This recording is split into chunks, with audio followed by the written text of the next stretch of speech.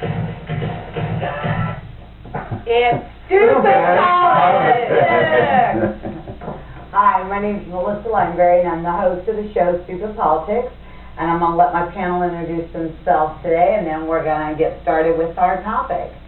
Hi, I'm Christine Schrock. I am from the Fort Wayne area, and I'm a state delegate. And I'm Anita Mickelborough, also from Fort Wayne, and I'm a state delegate. And not to be left out of being a state delegate, I'm Jim Martindale, and I'm one of them too. And that is what our show is going to be about today. We have the state convention coming, and we have talked, I'm going to give a brief background and let everybody in, but we have talked about how to register to vote. We had also talked about how to file to be a state delegate, and you have to be a part of the Republican Party or the Democrat, whichever side you're affiliated with, and you go fill out a form called CAN 37. All four of us are delegates. There are delegates from all over this great state that are going to go down on June 2nd to the state convention, and we discuss Of the GOP. of the Republican Party. We are state delegates of the Republicans. We do not agree with the Democrat philosophy. We believe in conservative values, Second Amendment rights, pro-Constitution. We are conservative, so we aligned ourselves with the Republican Party.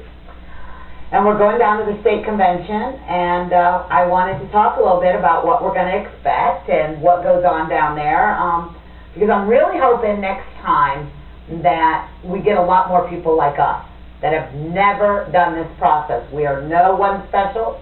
We have never done this process, and we started from the beginning, and we just worked, and now we're getting ready for the state convention where we do a few things, and so I'm going to let you guys talk for a minute while I get my paperwork together about the state convention. Okay.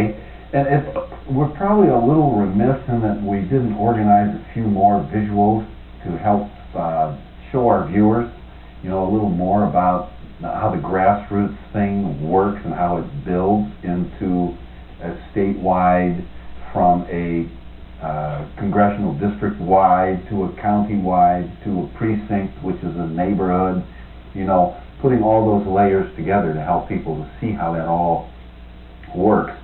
But suffice it to say that in your neighborhood are approximately 1,000 registered voters, which comprise what's called a precinct. And that's where you physically go to vote. So if you voted at a church, a school, a library, wherever you voted, that is your precinct. Right. And out of your precinct now, you have been able to actually select people to serve as committeemen. And these committeemen now function in a county, and they perform various functions, including dissemination of information, support of fellow candidates or GOP candidates or Democratic candidates, as the case may be. And from those processes, from the very lowest level of the committeeman, you begin to develop delegation of authority and responsibility in the party. And what's interesting, the state committeemen, who basically, if you even want to go, they have a lot of different little things, but their basic job is they run the precinct, the church or the school or wherever. They run that polling location on voting day, so that when you go in and the machines, that's your committeeman making sure that's all set up. That's their probably their biggest but most basic function. And to file to be that committee man is as easy as what we did. It's the same form. The CAN 37, you check Republican or Democrat, we hope Republican. You check Republican, and then you check either committee man or state delegate or both. Wait, where would you go get those forms? You can get them online, or you can go right to your county election board here in Allen County and be at the City County building. You go in the revolving door, take a right. Right there's a big, beautiful window.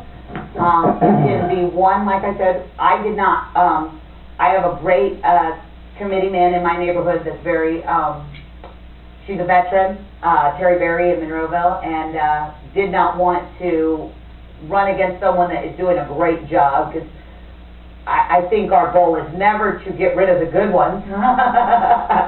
It's to help them retain office and make sure the rest of them are doing what they need to be doing. But yes, so you take this form, the CAN 37, and you can be a committee man or a state delegate. And then they put your name on the, or both, and then you're on the primary. Like, I got to vote for myself. My name If anybody's in the Monroeville, Hoagland area, I don't know if public access goes that far, but you saw Melissa Library on it, and you could vote for me. I voted for me, so. So it's all good. It's all good. Right. So that's kind of the first building block of the process, if you will, that we've been engaged in and that we've been talking about on the shows here for quite some number of weeks now and months. So I should point out that each party, Democrat and Republican, does have different rules. And so, for example, on the CAN 37, it was possible if you were a Republican to sign to become both a precinct committeeman and a state delegate on the same form. But if you were a Democrat, you actually needed to have two separate forms. Okay. So each party has its own idiosyncrasies, and you need to access the party rules for each party that you are affiliated with in terms of getting the correct information on how to do stuff and have it all turn out right.